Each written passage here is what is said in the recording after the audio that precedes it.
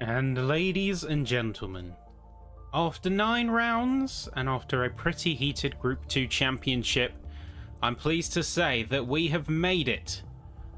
We have made it to the final round, to round 10 of SIMseniors of the 5th season, and to a climactic finale here at Suzuka. It's going to be a good one tonight, folks. And of course, if you are joining from the chat from Group 1, Group 2, or you're just viewing us in general, welcome one and all. It's great having you all here. It's great to see everyone coming out for one last time here in this season before we start to look forward and we start to view to the future.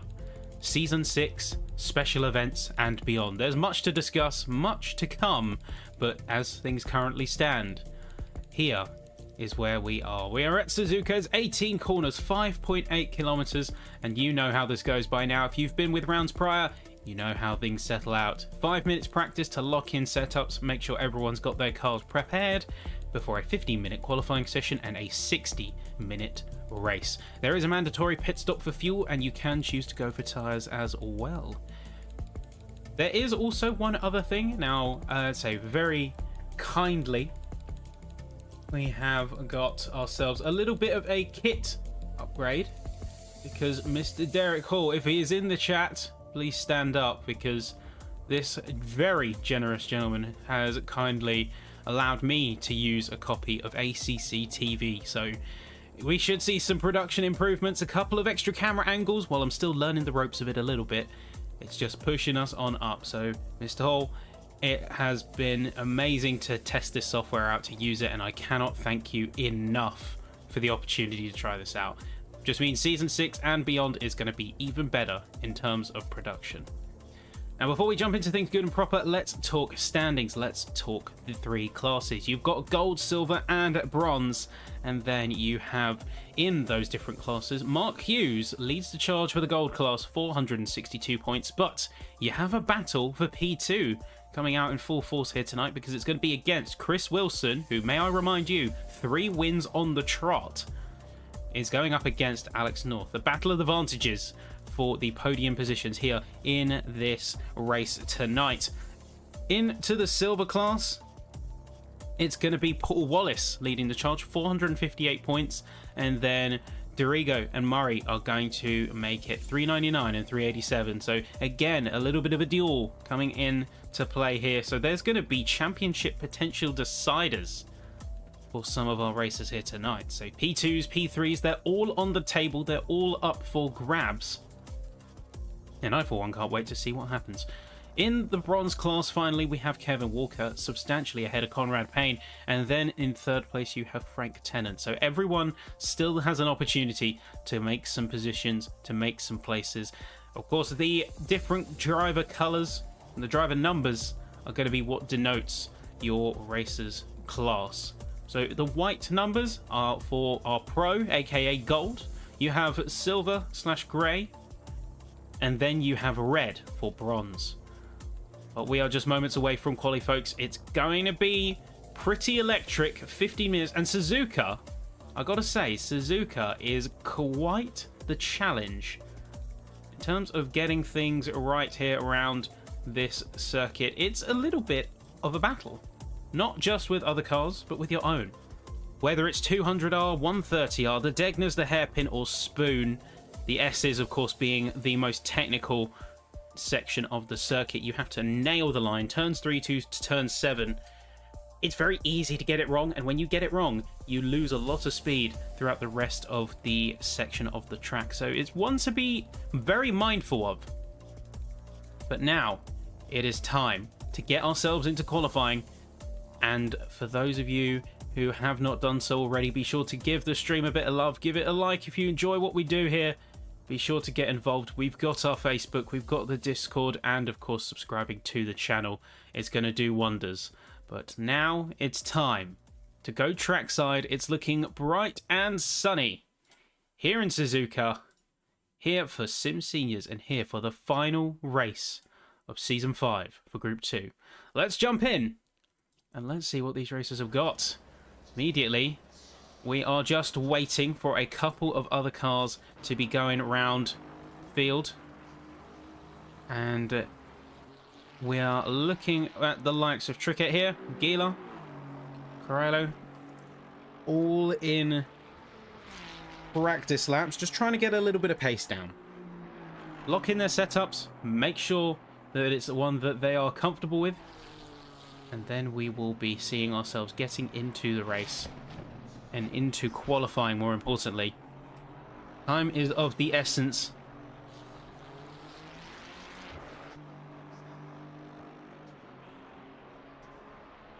The last couple of cars going to be passing over the line now.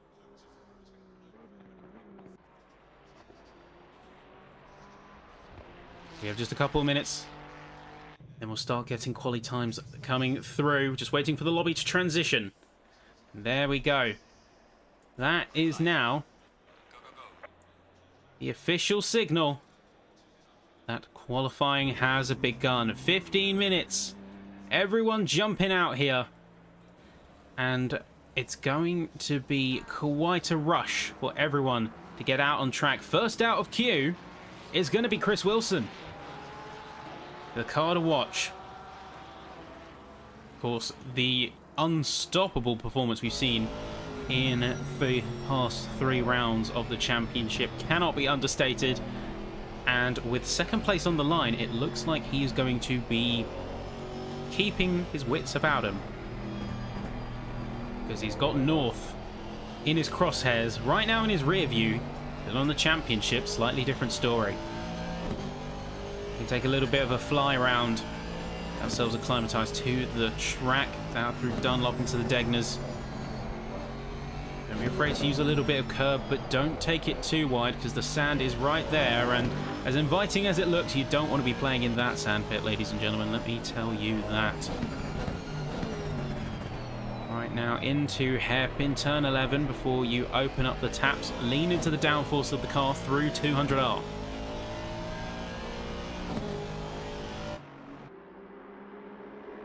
And then as you sweep yourself round, down through the divot, heavy on the brakes heading into Spoon, turns 13 and 14 here. Deceptively tight, very easy to get it wrong. If you don't get on the brakes enough, you will arc out very wide. All too common to happen. Then it's an almost straight shot, slightly uphill here, coming out of Spoon into 130R. Do see a little bit of a let up from the drivers, but otherwise it is just a full bore, full send run.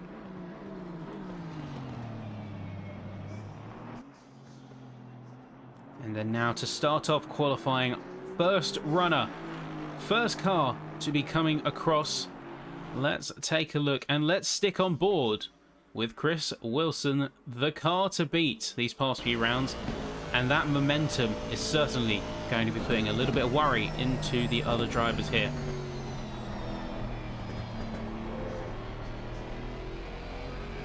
Keep it firmly locked in with him here now into the S's. Make sure you keep the car balanced, you don't lose the rear. A little bit of skittishness coming from that Aston Martin. But he's got a good handle on it thus far. Now down into turn 6, a little bit of a braking zone to an extent because you have to get your car lined up. Good exit out of turn 7 through to Dunlop. That's where you want to be carrying most of your speed. Into the second sector now. He has got, of course, North behind him, and he is the one who is going to be putting a bit of pressure on. But in the qualifying, he just needs to get a good lap down. A little bit of a slide coming out turn 9 and then through under the bridge into the hairpin for Wilson. See, deep into first gear there. Has to rely a lot on the differentials to carry him around. So here we go now into Spoon.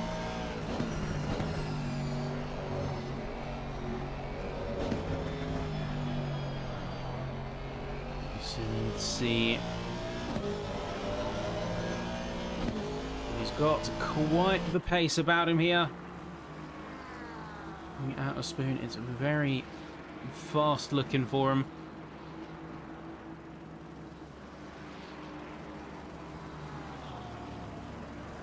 Time to see what he can do. back down through the Casio triangle. Final few corners. Turn 18. Open up the throttle. Let the car ride out to the edge. See the little rubbered in spots. And there you go. Crossing the line in just a moment. Chris Wilson. Time to beat. It's going to be a 2:01.420. Looking very quick from the Aston. Let's see what the rest of the field can do. Lockhart coming through. Coming very soon. In the 720S is looking like a little bit of a rocket here.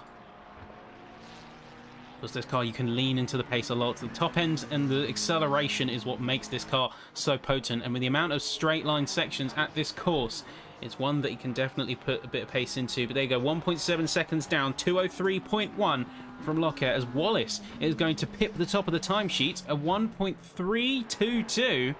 A very impressive result. Next up, Corello is going to be just coming around the final corner now out of Casio and down to the line, because he wants to be getting around middle of the pack. Silver class means he is going to be dropping down, but that is 7th position for Corello there.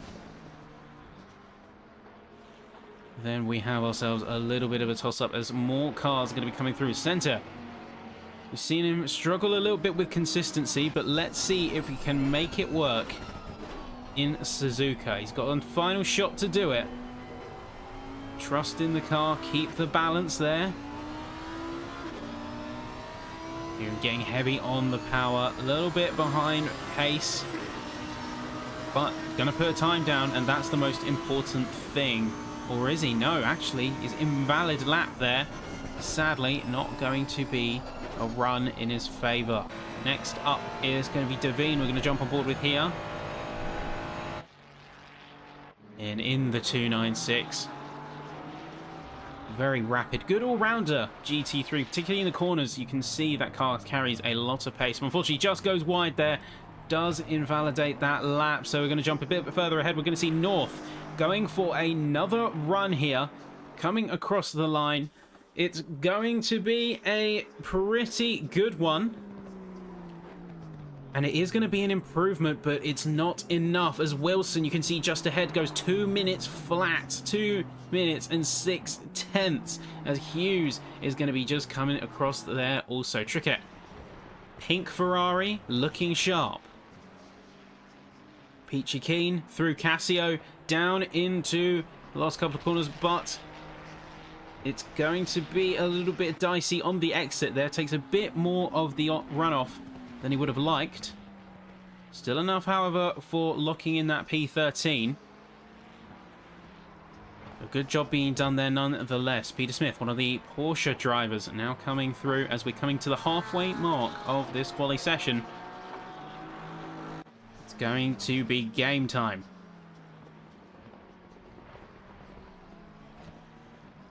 And just like that, Peter Smith in P17. 2:04.4. Not quite having the times that he wants to be hitting. You can see a lot of the rest of the field is coming through, and coming through pretty sharpish now.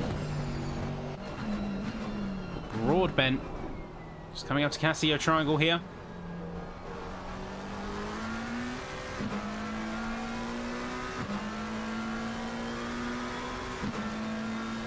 Comes out. Final straight here, final shot, and then from P25 goes into P19. 2:05.987. Mike Ball immediately going to be usurping that position. Toot sweet. And then North going to be coming in very soon for another run. Remember, 2 minutes and 1.6 seconds. That's going to be the time that he needs. Is it going to be enough here? Delta's looking slightly positive.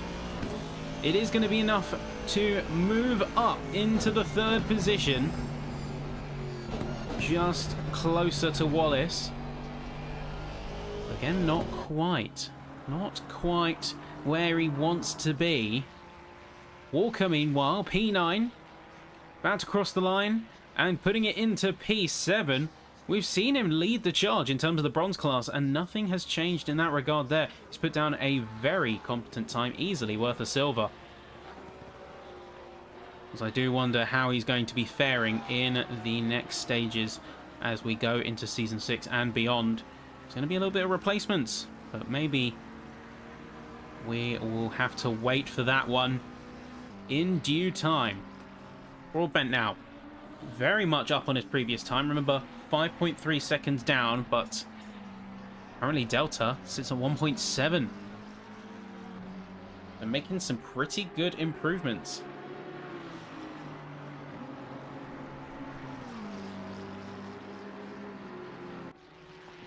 The pacing is on point here.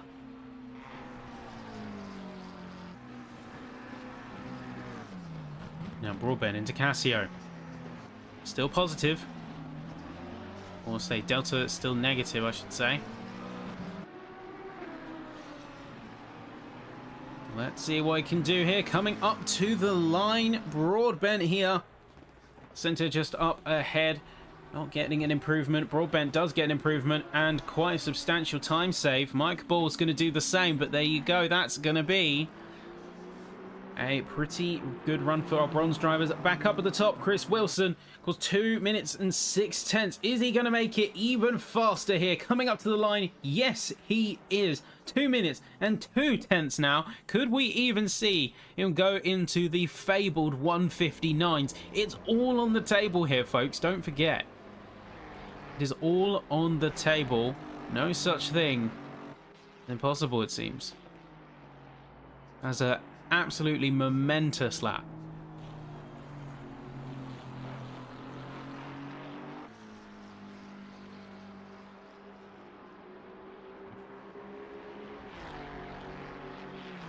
Let's see what these drivers can do here.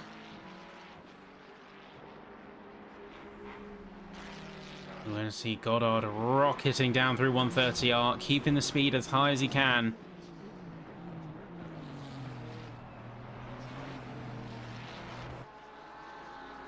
As we come up to the final corner here. Got our time to beat. Let's see, coming up to the line in the roster and into second position. 2 minutes and 7 tenths. That's going to put him firmly ahead of Northern Hughes by quite a good margin to boot.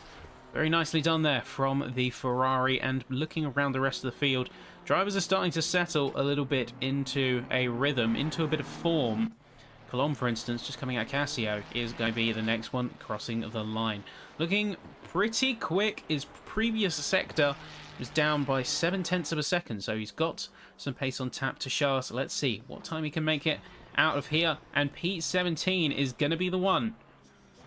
Very quick indeed, but relatively low compared to his class. That's a bit of an issue there for him, because he is second last in his class, and even in the situation where you get some good times, if you are down at the bottom of the pack, the rest of the drivers don't necessarily matter. In fact, they stand between you and gaining your positions.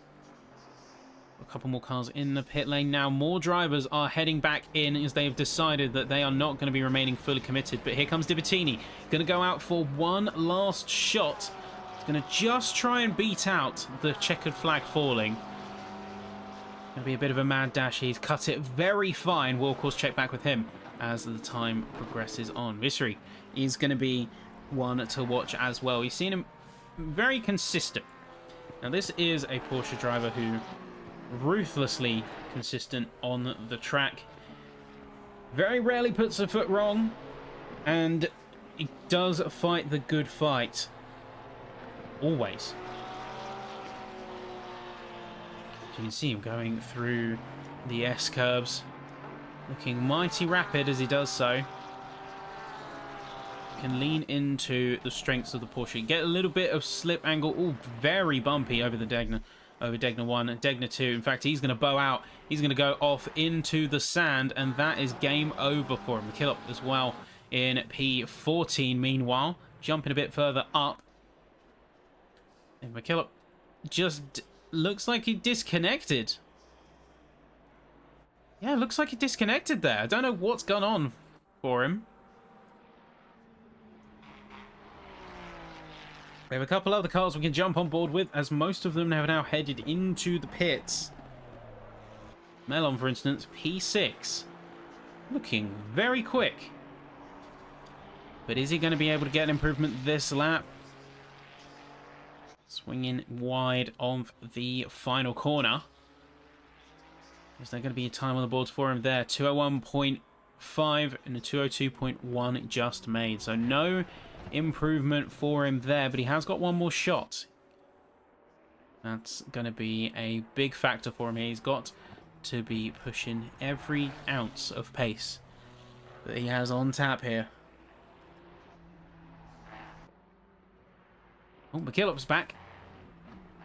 Not really sure what happened there. Maybe there's a little bit of a bug on my end. I do apologise for that. Fortunately, though, he has invalidated our Degna 2. He's not going to be getting that lap home, and you can see he's immediately bowing out, jumping back to the pit lane. He knows that there's no value to be had in that lap now that it's dirtied. The checkered flag has now officially fallen, Paul Murray being the last car to cross the line to make it home. Bit further up on this field, we have Goddard, second position, 3/10 behind Wilson, and doing a very good job of locking in some solid pace here at our final round, but he's going to be bowing into the pits. He's not got an improvement on his time, and he's not going to be committing to finishing that lap right there.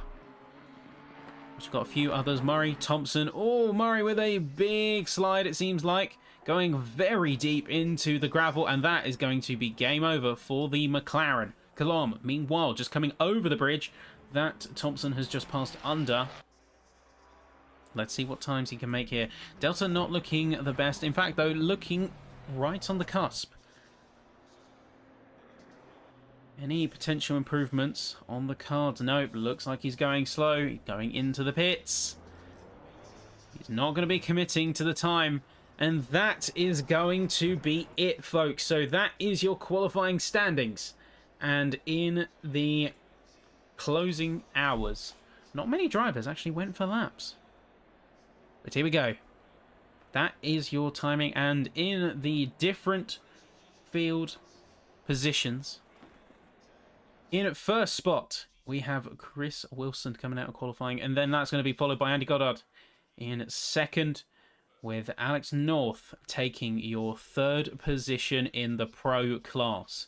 Meanwhile, silver, top honours go to Paul Wallace. Very nicely done, very good run, early statement being made, and a very impressive drive from him there.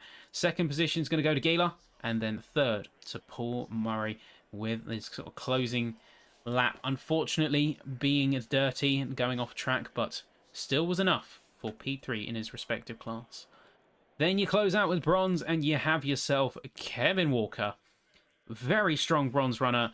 Step above the field so far, and honestly, very impressed to the point where I'm very curious as to why he's not in silver. But that's Season 6 talk. And then in second position, you have Mike Bull, and then Peter Smith taking P2 and P3 respectively. But that is our current situation with qualifying, folks. I'm going to take a short intermission, and then we will be right back with you in due course, ready for the full 60-minute race. Don't go anywhere.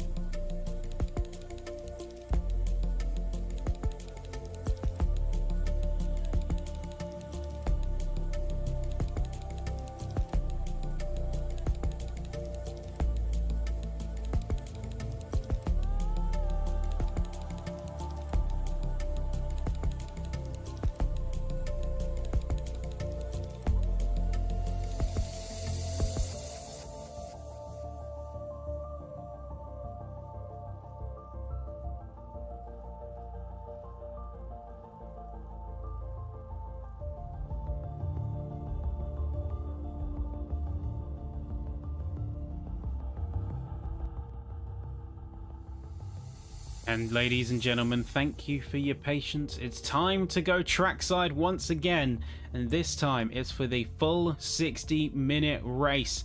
18 corners here at Suzuka, mandatory pit stop, and it's going to be fireworks because this is the championship finale.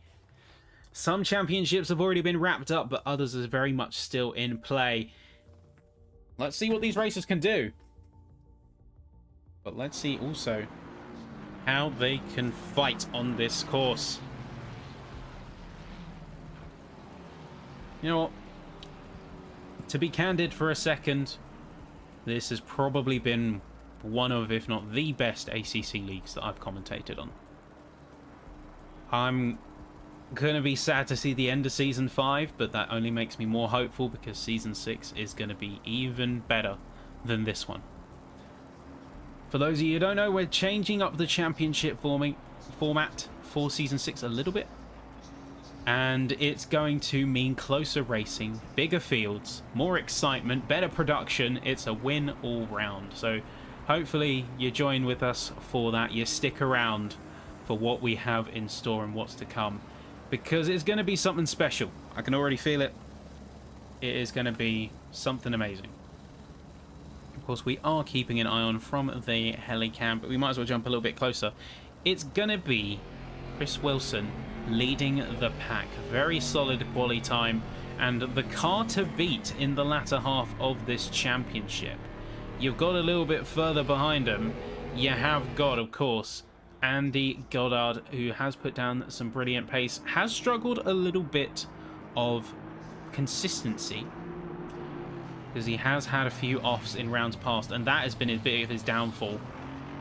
But has shown, certainly from this qualifying, but also rounds prior, that he's got the pace.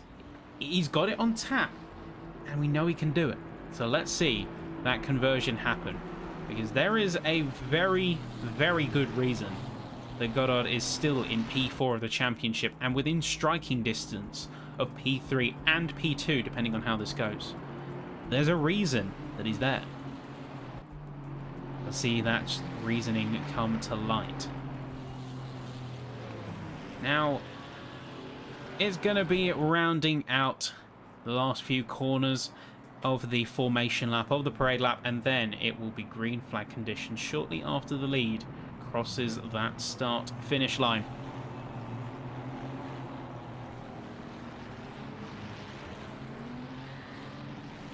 Of course, we can't count out the silver and bronze classes. We have got none other than Paul Wallace leading for the silvers and doing a very good job of proving that the silver drivers, just because they're not in that white number, doesn't count them out by any stretch of the imagination. He's got the pace, and we have seen that in rounds past, along with Kevin Walker, also in the Ferrari. Ferrari looking mighty potent here at Suzuka. But both of these cars are also ones to watch for their respective classes, as we're going to try and get ourselves into full formation stations. Some dropping right down in terms of pace. Everyone jumping into position. There's a little bit of pace loss, but there we go. Cars jumping back into line.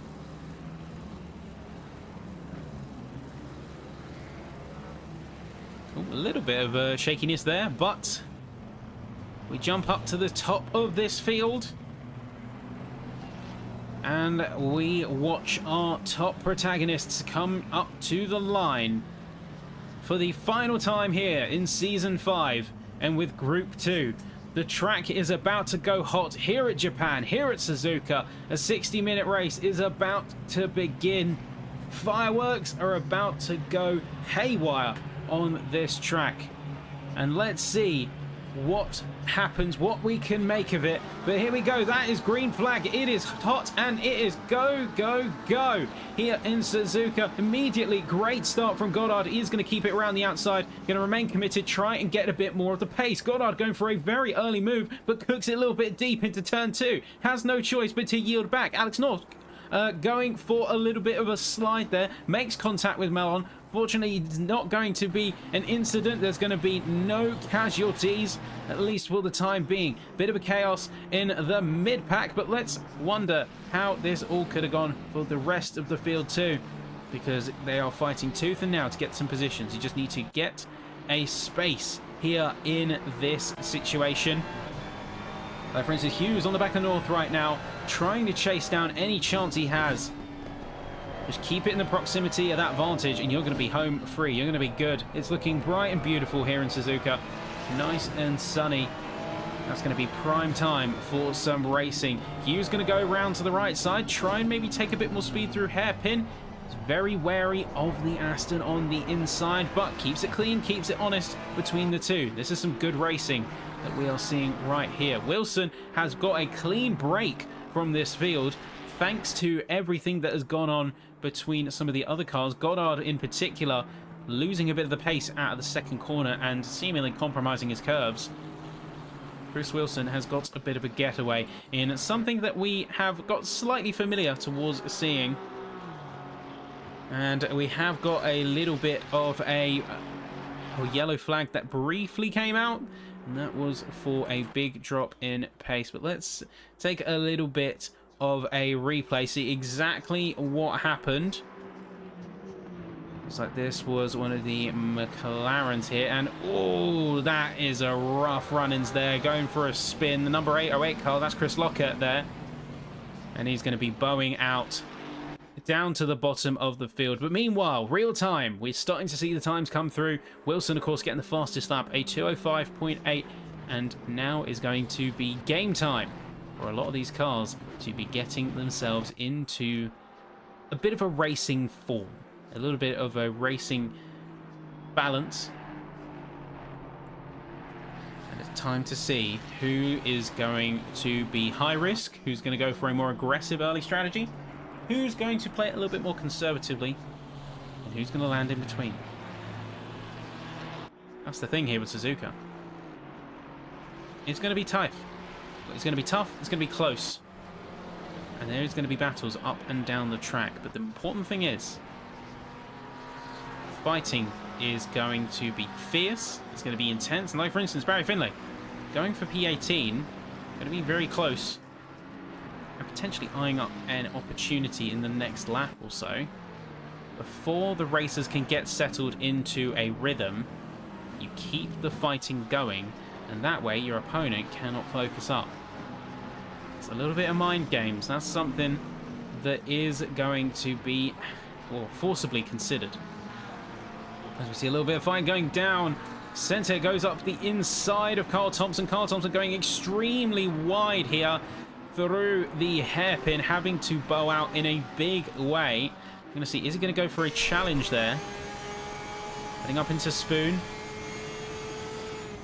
We're on aboard with the Porsche right now. Let's see how he handles this next set of corners.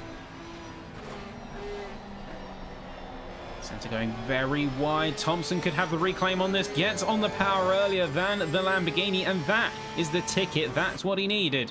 And now Centre not only down against Thompson, but Broadbent too. And that's going to be positions very symptomatically claimed.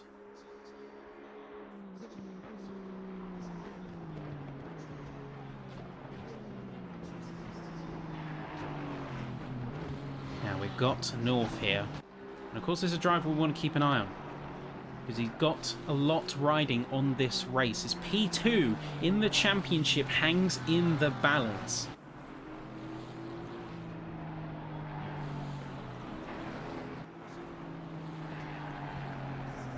Just trying to keep the car in check, keep the car in balance, and don't play hyper aggressive, because messing around with your strategy, it's got to be a little bit of a... Oh, that's Alex going very wide there. Melon is up into P3 right now, doing pretty well for this summer.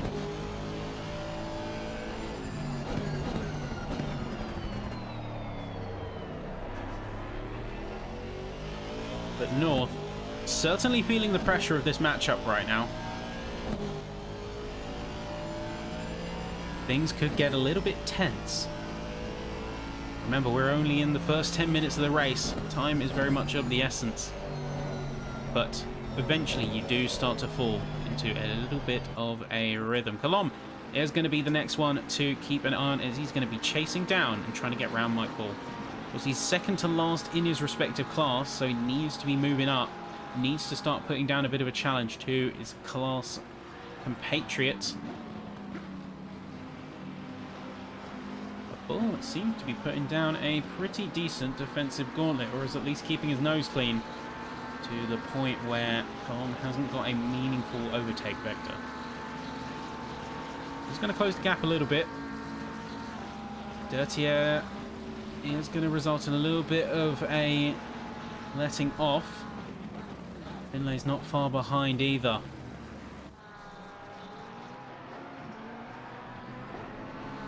He's going to have to push forward. There is going to be a little bit of fighting going on around the track. You can see the Bentley Lieutenant, and that's going to be peaking a bit further up the field. So I've got Thompson going for an attack as well on the inside. That's going to be against Lockhart there. Has got it round. Very nice and cleanly done from the Porsche, I've got to say. Very good move. We're seeing a little bit of incidents happening. Let's check out what's going on. I think there's a false yellow flag being lit up there.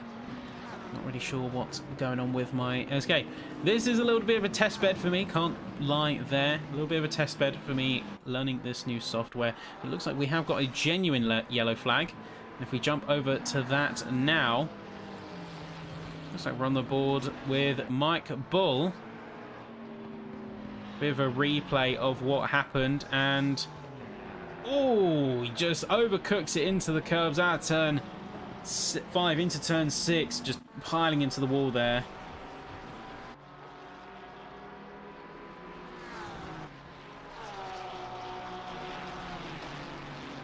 Rough for Bull there, unfortunate to see. Looks like we had another little bit of an incident in all of that. So that is Finlay in the pits. He came out there, had to go in, I'm assuming, for some damage. Unfortunate for him to say that he's going to be coming out last in the field, P25.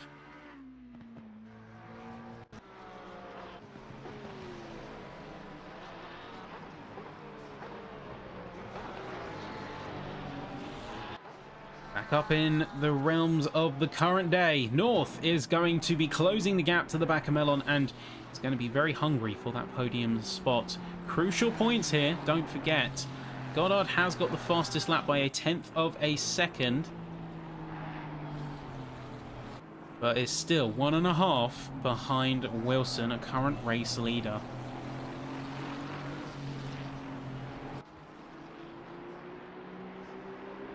So he's going to have to keep his wits about him, is Wilson. He's not necessarily in the perfect clear. And you're going to still have to put on a good show. As we see everyone coming around. Degner 2 under the bridge. Set themselves up for the hairpin. Could be a potential overtaking opportunity there. You can see North goes for the peak. He does look in to the inside. Yeah, he goes for a little bit of a nose in there. Just sniffing out any potential chances. I think that's the play from him right now.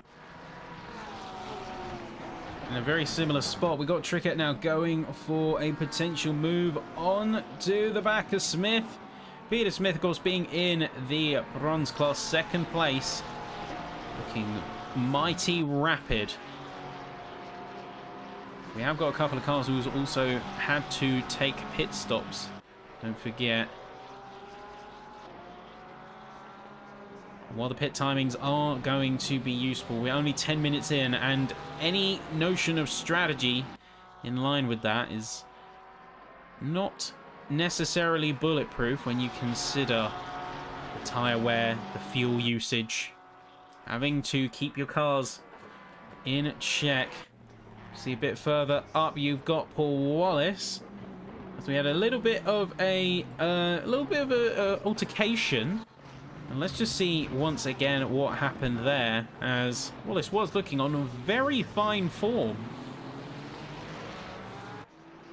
So coming out the final corner, just loses a little bit of traction, and he is going to tap the wall coming out of turn 18. That is going to concede those two very crucial positions.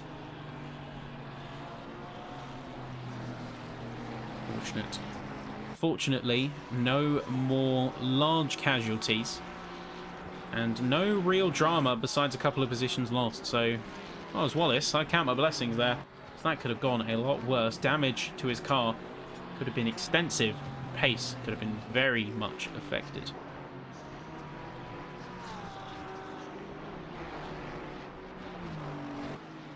See, we've got the battle going on for P10, don't forget, and now McKillop is conceding the position to Murray, but there is also the aspect of McKillop making a counter attack, so let's keep an eye on him for it there.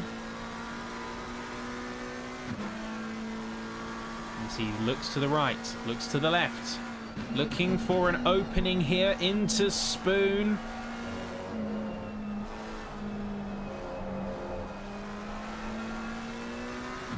Racing hard, but racing fair. That's the name of the game here. McKillop looking pretty sharpish. He doesn't want to get into too much trouble, so of course while he wants that position back, he's not going to force his car where it does not belong. That's the measure of a good driver, I think. Knowing when to fight, along with having the pace to be able to, is... well, they're both of the core tenets of being a good racer. It's all well and good having the pace, but if you're throwing it in at inopportune times, you are putting other drivers at risk. It's only going to be a bad time for both involved.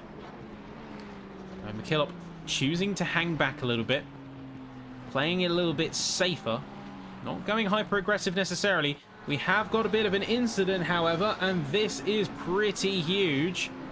That's going to be some big-time problems for the Porsche. Let's get a bit of a replay and see exactly what happened. Through the Casio triangle, just loses the tail, and he's going to be rotated on track, forcing other cars to take evasive maneuvers through the infield.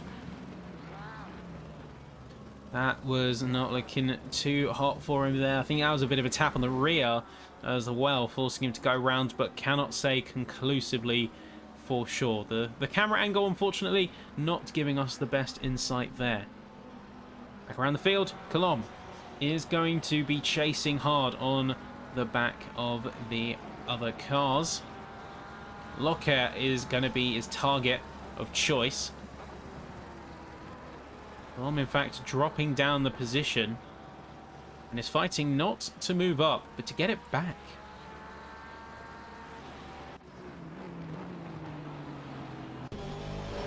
Take a jump on board with the top end of the field, however.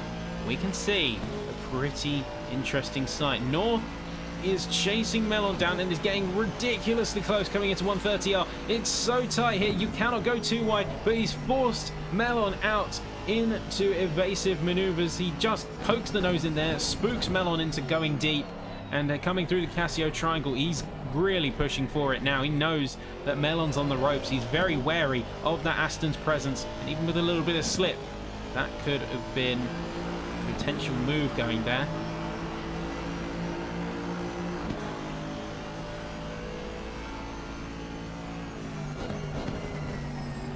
North is keeping the pressure high as we go into the next quart of the race. As things stand, folks, here is your current timing board. You have a pro-dominated top end, first through sixth, with Wilson, Goddard and Melon being your top three, though North is heavy on chase. Hughes and Vissery in a little bit of a pocket of their own, but they still have time. That's the crucial thing here. They have time. Wallace and Gieler are going to be a few seconds apart from one another, but they are still doing a good job racing hard and fair, with Walker in a P9 doing a phenomenal run of his race so far. And really, well, I don't tend to use this analogy often. I don't feel it's necessarily correct. He's punching above his weight class, metaphorically speaking. He's in the bronzes, but he's very easily hanging with the silvers and the golds.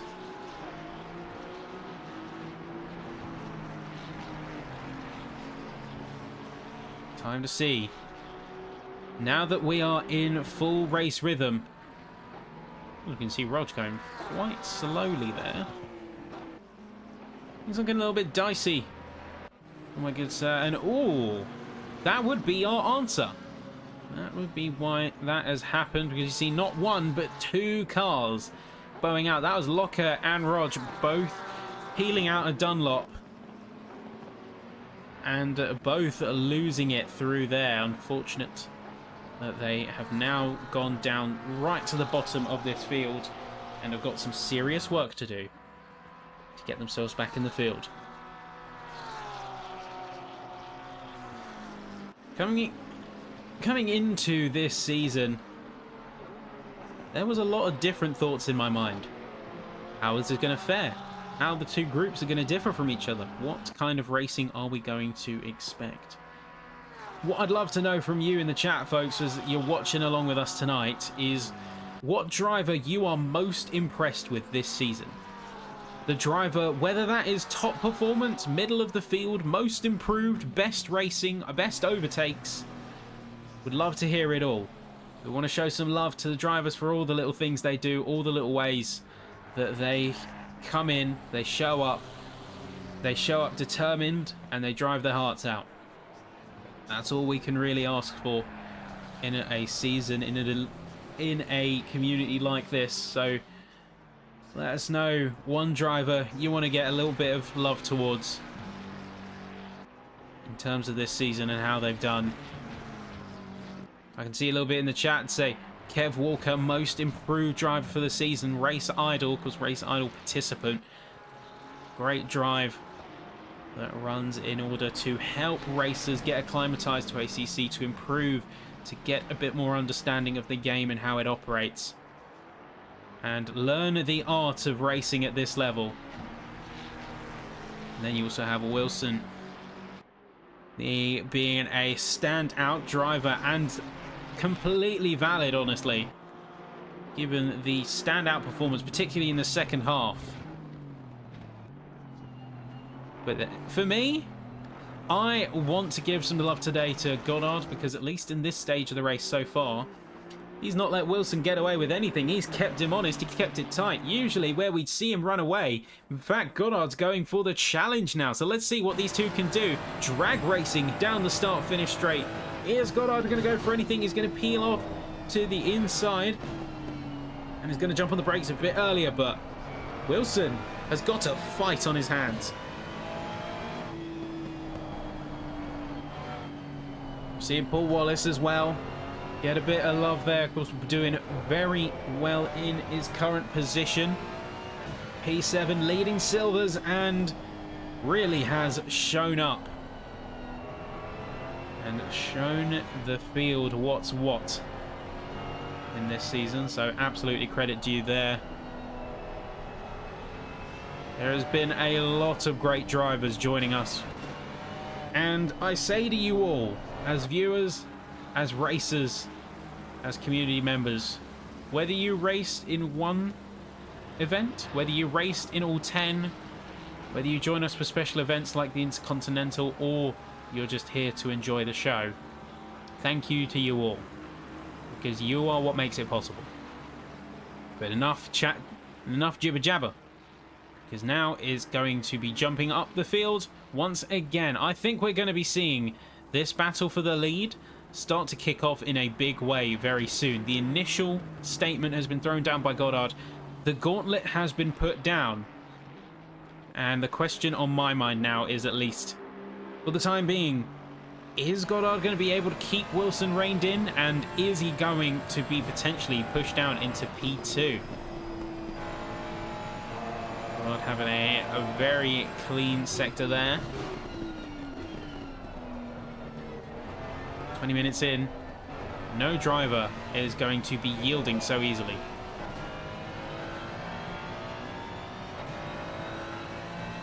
There's the strategic element of this all as well. Don't forget, you have what could possibly be a strategic battle too. Pit stop timings are going to be everything. We have a little bit of a tussle coming out of the Casio triangle as the number 330 car of Kevin Walker is going to be dropping down in a pretty significant way.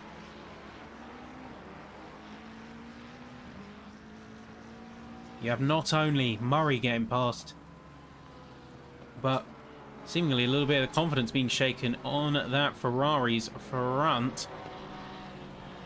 We're also going to see Corello coming out into P14, but we've also got a couple of other cars who have taken their pit stops. Crucially, Finley has taken their pit stop, Bull has taken their pit stop, but unfortunately for Bull, he's got a penalty stop and go 30 seconds that he's going to be having to serve pretty quick. Rough times for him there. Bull was doing a good job of defending.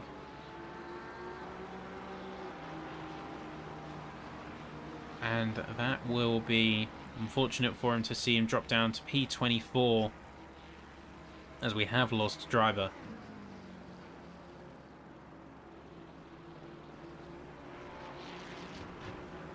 So a bit more tussling coming through this pack here. Gila has got past Kev.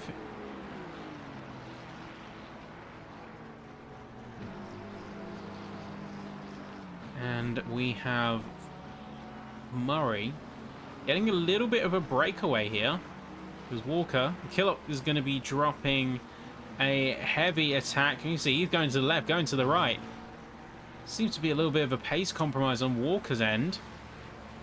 So he's dropped off to the rest of the field massively. Now, he's not getting too stuck in with defending.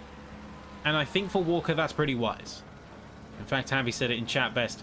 It's not Kev's fight. So I think it's a sensible call not to get too involved with the defensive maneuvers. If there's a driver coming around that's faster and not in your class, sometimes it's okay just to let them go. Especially considering he is significantly away from the rest of the bronze field. Tennant is going to be in P2 and doing a good job in that Bentley, but is not going to be a meaningful threat to him. P17 to P10, we are talking over 20 seconds of gap, if not 30 seconds. So there isn't really a contest when it comes to that on-track space. So we can afford a little bit of yield in order to just keep his race going. Wallace is going to be another car on the close-in.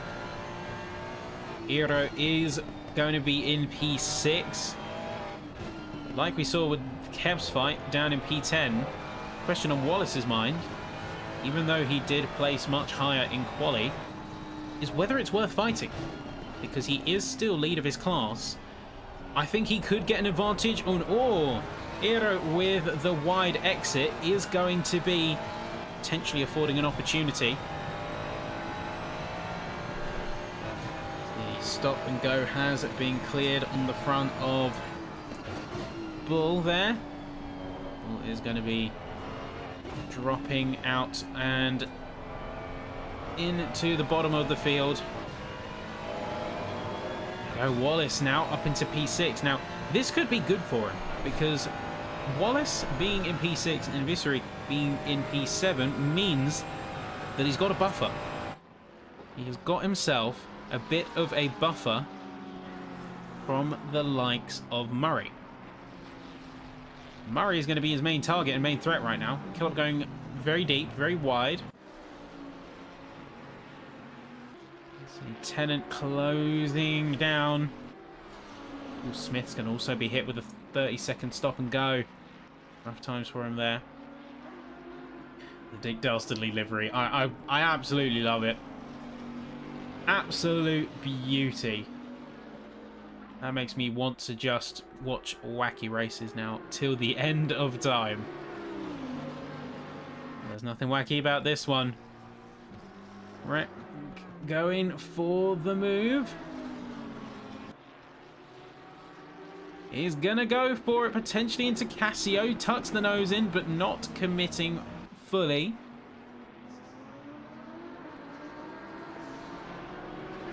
The pigeon. Yeah, there's gonna be a good attack there from Tennant, but Center currently sits P2 in the bronze class. There's some good work being done there.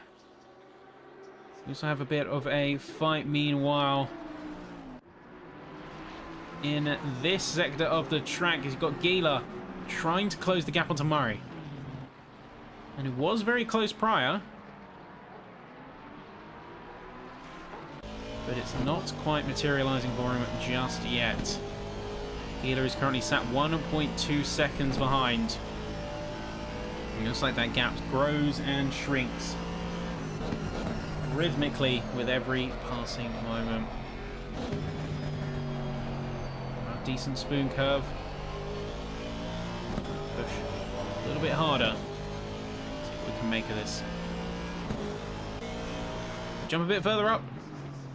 And in a familiar scene, now coming up to the halfway point of the race. So strategic calls are going to start to come in soon, folks. Keep in mind, the pit race is going to be just as important as the on-track one. Getting your strategy right can make or break your time here at Suzuka. North is going to be pushing and keeping Melon honest. He stayed behind for the next few laps. Then he could potentially cut him up on the pit stop front. We see Murray is going to be jumping in for a stop. He's not going to be wanting the fight against Gila because fighting is losing time. Goddard, meanwhile, is going to be within a second now and is going to be chasing hard to attack on the lead held by Chris Wilson. Fastest lap, 2 minutes and 7/10 of a second. So very close to qualifying times being shown here. Means that a lot of these top runners have really locked in. In particular, just a 1/10 of a second splits the top for 2 fastest times. And it's going to be, funnily enough, Wilson and Goddard.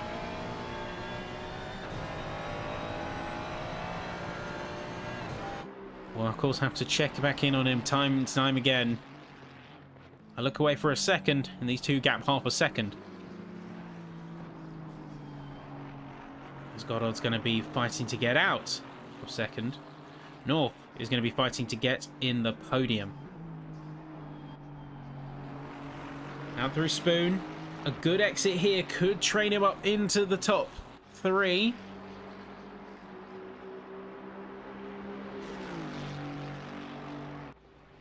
He's looking so close there, so tight to the back of him. Big slide coming out for 130R. Melon there. North going to stick the nose in just a little bit. Again, not remaining committed to the move, but that is going to be Wilson in the pits. Wilson is in the pits. He's not going to entertain the fight against Goddard, which means Goddard now has the lead of the race and is going to be continuing there for a little bit. Now, Wallace is also going to be jumping into the lane. Pit times are roughly equal across the board. About 30 seconds apiece, give or take. Now, Wilson is going to be spending a little bit of time in there, but the pit timings are going to be everything. As Kevin Walker is joined in on the pit queue. And we're starting to see that transition now. As racers on late pit strats, mid pit strats are coming together. We already saw a couple of early pitters. A bit more battling going on at the top. Melon is now playing a lot more defensively. His hand has been somewhat forced by North's continuous pressure. Colomb up into P12. But we're also seeing a bit of pit time variation. So the second longest pit stop Wilson has taken. Wallace is going to come out 30 seconds. So one of the quickest, meanwhile. And that is going to be a crucial time save for him there.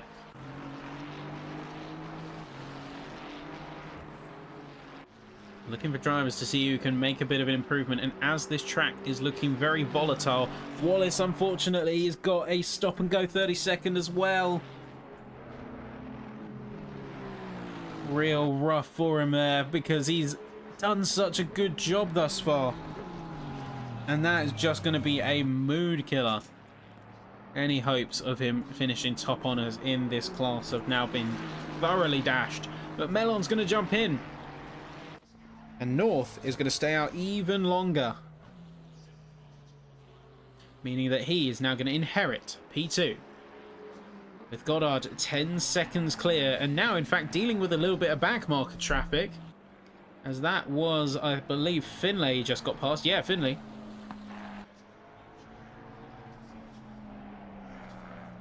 Wallace with the stop and go 30. I do feel for him. I really do.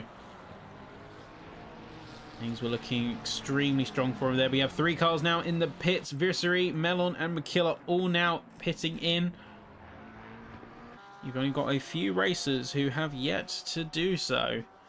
We've got around 10 drivers of this 24-car field who have remained out thus far and have maybe a little bit of a chance to undercut, or overcut I should say more accurately, some of this pack.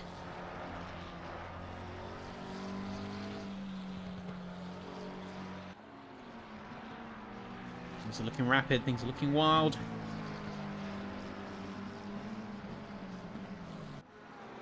And as we are crossing over that magic point,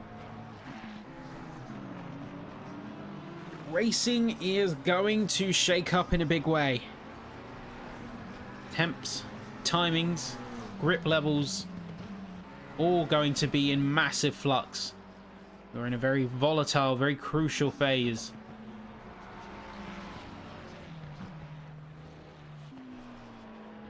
Kellop's going to be coming out into P10.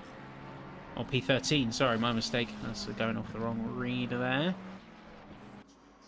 Melon is going to be coming out fairly shortly after. It looks like my timing board is having a little bit of a hiccup. I do apologise, folks.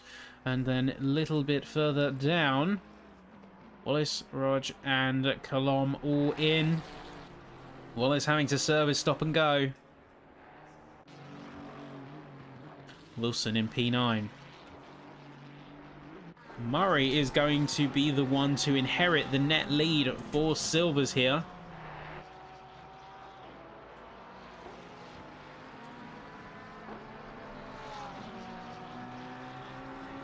He's going to be the one to inherit. And now has got a little bit of a weight on his shoulders. Because he's got, of course, the lead of his respective class. But he's also going to have drivers before long chasing down to him. In his class or not, they are still threats to his position. Is he going to go defensive, or is he going to let them by? Because those cars are keeping them behind you. They are a buffer. Although, coming out of the pits, Goddard has got to stop and go. He's sped in the lane. And now, Wilson just up ahead, you can see. For all his faults,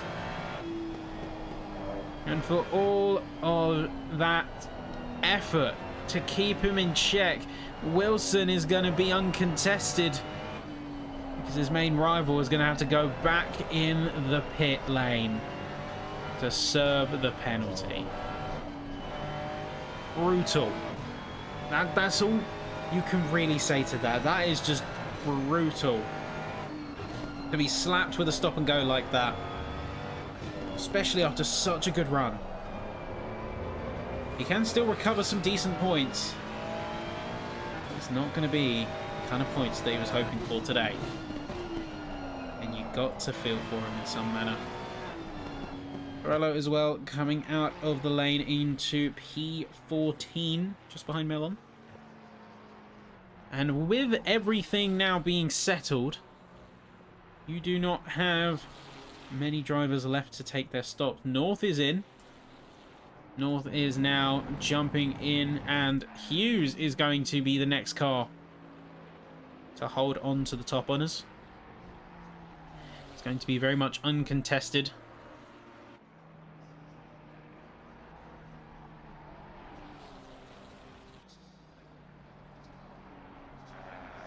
And now things have started to settle a little bit.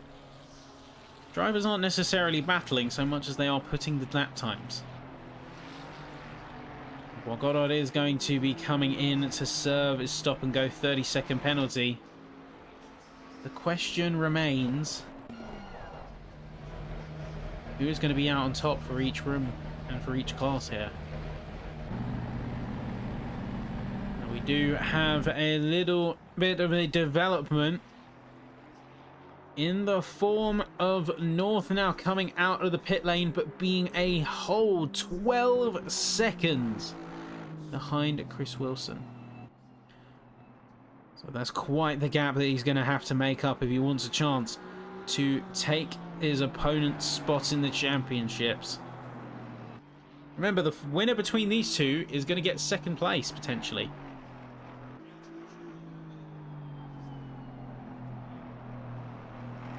Goddard is going to be serving his stop and go. Frustrated is an understatement, I think. We go to be now out. Just ahead of Milan. Goddard going to be coming out of the pit lane himself. And he managed to get himself yet another SG30. Wow. I would be fuming in Goddard's position at the moment. He serves one, gets another immediately after, so the race has truly gone from bad to worse.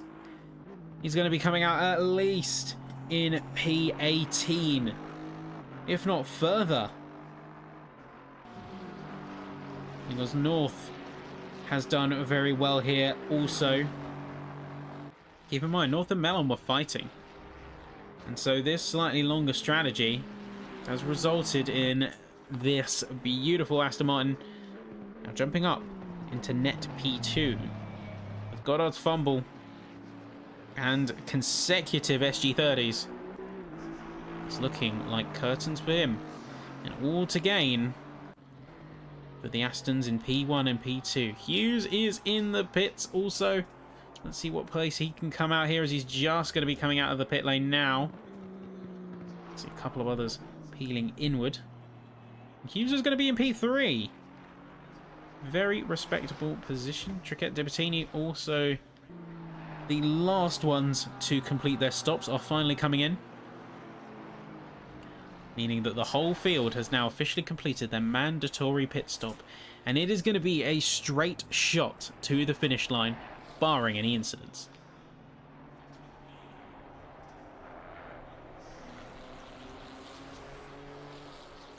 Very clean drive for a lot of cars out here today.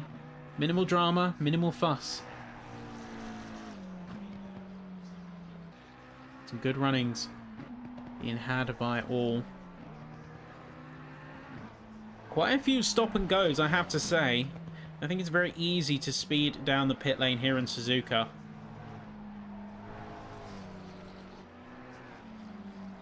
Because it's all too easy to just get on the throttle and ride out the curbs or jump out onto the straights, because you want to be getting up to race pace immediately.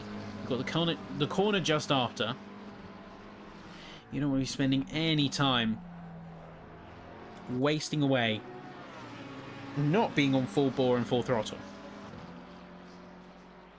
See Goddard dropping like a stone in this field. He's already P21. He's going to go all the way to stay in P21. I don't see him recovering from this one. Really don't. That's the tough part for him, is that he's got to weigh up. Is it recoverable?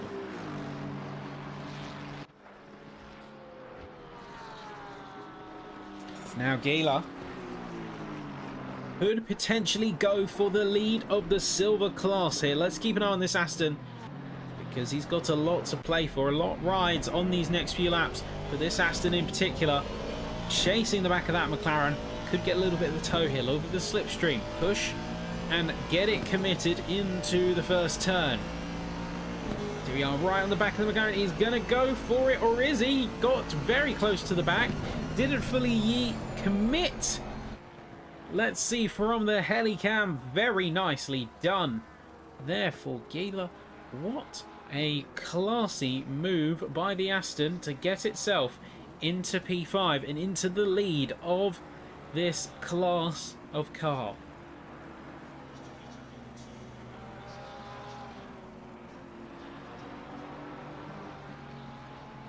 Now, luckily, we can say that the poor spell of luck for Goddard is over. He's back out on track in P22, but penaltyless. So finally, the poor spells have subsided. Sorry, brief yellow coming out for Triquet. Let's see kind of what happened there, because I'm not sure whether the game was having a bit of a moment or whether it was just simply him yielding off. And oh, actually, that is a problem for him there, because he has dropped himself right into the crosshairs of Finley. Goddard also chasing down for a potential position on Rog, because both of them not having the best of races, having a little bit of a rough one today. They just want to bring it home more than anything else, but Goddard is going to have quite the speed coming out of the last corner. Going to peel off to the inside line, try and lay claim to the apex. We can go squeezing back out. Rog is going to yield to the outside as far as he can go, just short of the grass. And there you go, Goddard now into P21. He can start a potential charge to make his way back up into the higher paying positions, but there is still the problem of over 20 seconds between himself and P20 in centre.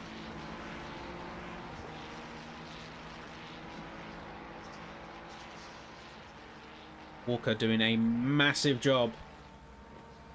McKillop not far behind. This Ferrari looking real quick indeed. Now it comes back to that question that we posed quite a few laps ago. It seems to be a recurring theme. You have a car in a different class. Do you fight and use them as a buffer, or do you yield and use them to pull you along? Or at least put enough pressure to where you don't have to fight and the position is made for you. There's a lot of strategic options and strategic play that you can employ here. Hopefully we see these drivers push each other to the limit and put each other through their paces. Walker is going to be the car to watch, as things are now heating up. Final 15 minutes are upon us, ladies and gentlemen. We're coming closer and closer to the end of Season 5.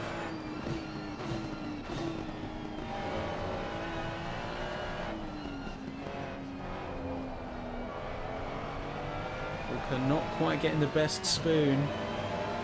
Spoon curve can be quite the make or break corner in this course. Remember, a poor run out of here, poor line, both leaves you open and it compromises you all the way down from 130R into the Casio Triangle. Still keeping it in a second. McKillop closing in. I'd be wary if I was Walker right now. You can see both sides and the dilemma he faces. How attack oriented is his strategy going to be? Is he going to go defensive? Because that's also viable too. Tale of two battles. McKillop closing in. Ferrari looking very aggressive. McKillop hungry to close down and eventually catch the likes of Vissuri.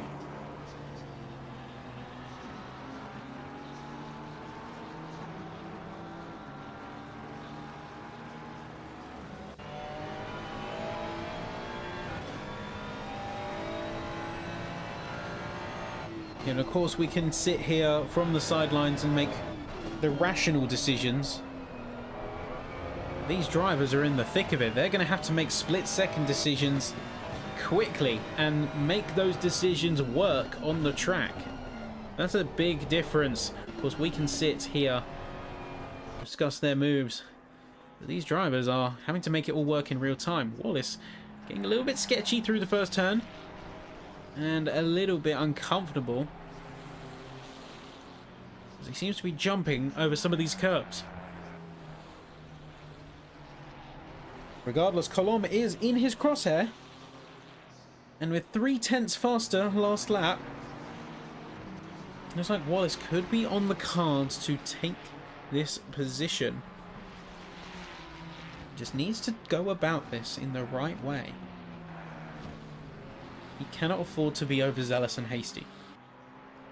He needs to let McKillop, as I say, McKillop is having a bit of a fun time further up as well. Let's see what's just happened there, get a bit of a recap. Seems like there's been an issue for him. Lockhart is going to be jumping out of this one.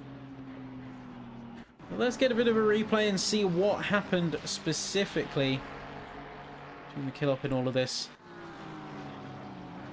You can see coming through 130R, just jumps into, oh, big slide from the Ferrari, big slides across, snaking hard, and keeps it out the wall. Okay, that is a very impressive, I have to say there. Extremely impressive from McKillop. He managed to keep it out of the wall entirely, even at such a high spin through 130R, and a big tail snap. Fortunately, we are down to 23 drivers now. We just lost Lockhart. Chris Lockhart, the number 808 car, is retiring from this session. Unfortunate to see, but sometimes cannot be helped. And now McKillop got very lucky there, I have to say. He took way too much of the inside curb through 130R, and that did cost him a lot of stability. But the car did not fail him there. In fact, he kept it fairly reined in, and things could have got been much worse. So a decent level of car control being shown, and a good form of damage control for his race efforts. The only thing that got hurt there tonight in that case was a little bit of the pride and talent. But final 10 minutes are fast approaching. As you can see the field in full view. Wilson, North and Hughes make your top three. And then with the rest of the classes you have Gila, Murray and Devine alongside Walker, Tennant and Broadbent. To confirm, although Mellon has just got himself in a bit of trouble, Mellon has got drive-through penalties applied to him. And he's going to have to jump into the pits right away to serve that. Remember, earliest available opportunity, you have to serve that drive-through. But oh, what's happened? Wallace, he's going to go around the track, make it 3 wide. A very dicey situation, not ideal at all. Let's get a bit of a replay, of course, coming through 200R and heading into Spoon Curve. What's happened between these two? Trickett is going to be one that's sort of caught up in all of this. Oh, just a tap on the rear. Just catching Wallace and Trickett. Luckily, Trickett actually did stop on track to return and yield the position, so respect is being shown even in those kind of situations, which is what we want to see. Peels off, allows him to take the position back. Fair play there. Meanwhile, Gila, leading Silver, is going to be very close to the back of Iro once again. Final 10 minutes have officially descended on us. Cars left, right and centre are pushing the track limit slightly, ever so slightly. But there's still a lot of cards on the table and still a lot of positions to play for. Very excited to see what these drivers can do. Where they can make this all come together.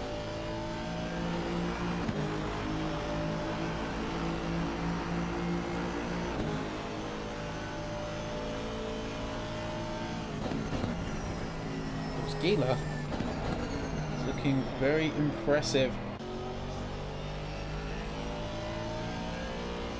We can jump across to the rest of this field and we can look at some of the gaps that have started to manifest. In particular, Wilson, 11.2 seconds clear of North, who himself is 10 seconds clear of Hughes. A lot has been riding it on these races, or for these drivers, I should say. A lot is riding on some of these situations and scenarios. Center, unfortunately, having a little bit of a rough one. Let's see what's happening there. So, Degner 2 has dropped the car. Oh no, that's through the curbs. My mistake there, but let's see what happens again. And, oh, again, losing the rear. Just struggling for control of his car, it seems. I think that's the big problem here. He's just struggling to control the car, to keep the reins on it. And that is going to be his crux of his issue. Center has shown that he's got some pace that he can put down, but he's fighting the car every step of the way. And when you're not in synergy with your car, you can never trust and you can never fully place it, because you don't know what it's going to do. If you don't trust in your car, then that is a death sentence to any kind of meaningful pace or consistency you are going to have in a race. Here we are, Gila. Looking sharp, looking quick. Back on to the charge after a little bit of P4. Briefly held the position, but not to be just yet.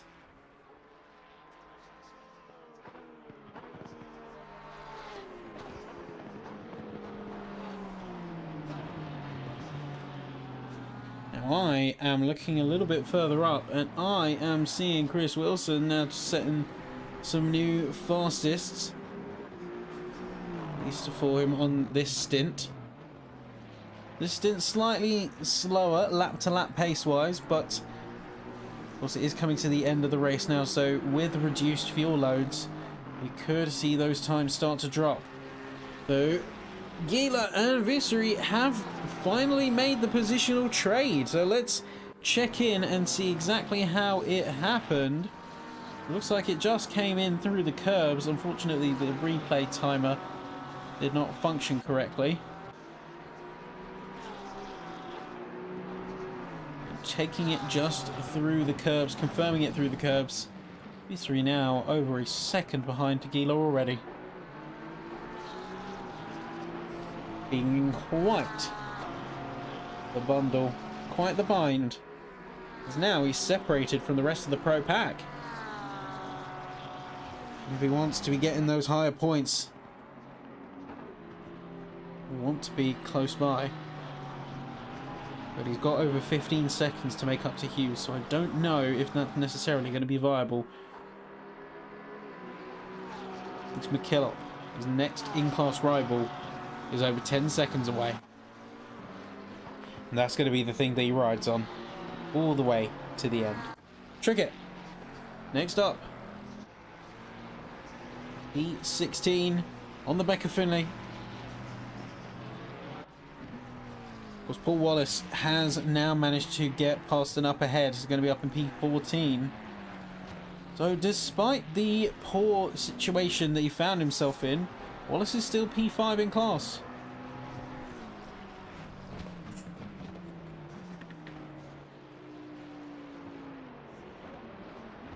Now we do a little bit of math, and as well pointed out by chat here, we could potentially see a scenario where Wilson and North are tied on points. And if that happens, it might have to go to countback. Yeah, so if they end up on equal points for whatever reason, and this goes for any points dispute, is most likely going to go to countback. So whoever has the best singular results, whoever has more first places, if they're evenly matched on first places, then whoever has more seconds, who more thirds, so on. But being realistic with ourselves, Wilson has got 3 wins, on the trot and could potentially make this a fourth.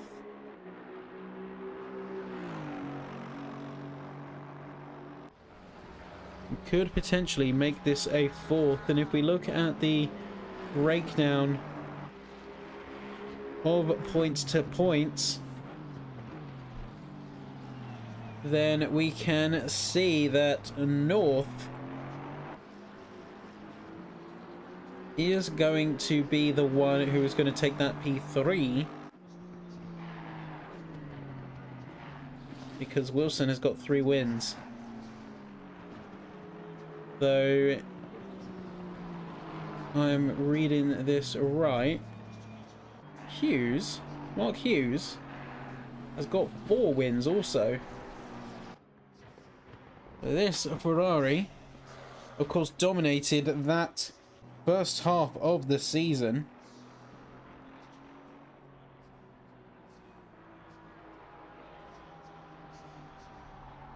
And Hughes has really put down quite the gauntlet. There's a reason he's on top of the championship in the golds.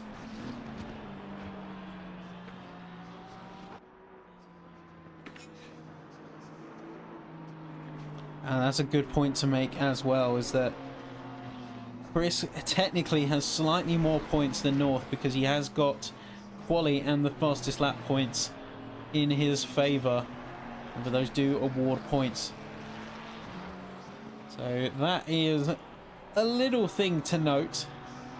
Something of note there for those keeping score. And even if it does go to count back, Wilson does have more points than North in terms of objective wins. 3 wins on the trot, potentially 4.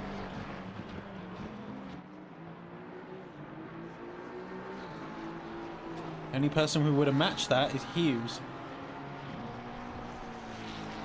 We're keeping an eye on Walker for the time being because he could be seeing himself push up against Murray. Tucks to the right side. Maybe trying to get a better line through Spoon. Final 2 minutes here of the course. And then the leader is just coming on to the final laps now. We didn't get the official pit call that the leader has started the final lap, but it could very well be so, depending on how the pace plays out here. North has actually managed to close a fairly big amount of gap, because he has indeed done about 3 seconds.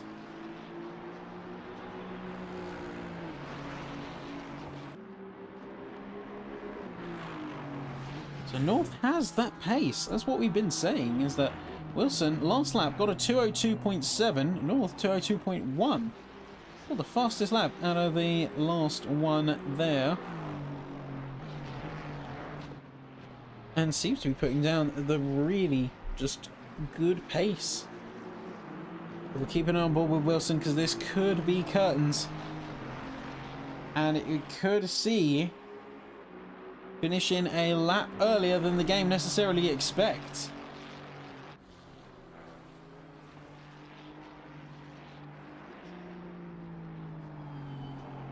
And I think there's something to be said, because although a lap down, look who's behind. Look who is behind Wilson. It is Goddard. Again, I do feel for him. Those 2 SG30s completely ruined his race effort. But he's still recovered to P16. So, again, testament to the pace that's on tap. Here we go. Timer coming down slowly to 0. And coming up to the line after a very hard-fought race for some. It is going to be Chris Wilson taking the checkered flag and dominating this final race once again, with Alex North taking your P2. And then coming up to the line now for the pros, it's going to be Mark Hughes in P3. 3. What a run for everyone here. And I gotta say, I was not expecting the lap to actually just cut there. I was expecting another lap still. But rest of the field starting to come through now. First spot is going to be Gala in the silvers, and then second place is going to go to Paul Murray at Pepsi Max inspired livery, looking absolutely mint. And a final corner here. Not out scot-free because Corello is there, but Davina's got the exit out of P18, and he is going to be the one to take the flag in P3 for silver. P10 overall. Very nicely done. The Burgundy Ferrari looking very sharp, and a nice ender to the season. For the bronze, it's going to be Kevin Walker. Absolutely dominating the field, and I would not be surprised to see that number colour change in the next season and in the races beyond from here, with Broadbent taking second position, and then you have yourself quite the grid form up as Frank Tennant is going to be in the third. A great job had by all, but as we come through the last few cars coming across the line, Trickett's coming across, and that is going to be game over, ladies and gentlemen. It's closing hours, and it's closing time here in SIMseniors. What a season it has been, folks. Amazing season, and amazing driving from all. I have loved every moment of this season. From start to finish, it has been absolutely electrifying. For the stint that I did for Group 1 and for Group 2, carrying it all the way to the end, everyone has been doing an amazing job on track. Of course, the staff team, people like Colin, people like Craig, they've done an amazing job off track, putting these kind of things together, and for that I can't thank them enough. And I can't thank you, the viewers, enough for making this kind of thing so fun, so positive above all else. And I cannot wait to join you back for Season 6 and for events beyond. You can expect casting upgrades, you can expect a bit more pizzazz and a Shazam. But for now, I'm going to pull a magic trick of my own. And until the next season, or whatever come what may, I'm going to disappear. You've been an amazing audience tonight. To all the drivers who have competed in this season, again, for 1 round or 10, give yourself much love. Of course, the standings in full have been on the screen, and we will see you all very, very soon. Group 1, Group 2, Intercontinental, Race Idol, and beyond SIMseniors. It's home. It's home. It's a place to be. And for everyone who drives here, consider yourself part of the family. We'll see you next time. Goodbye.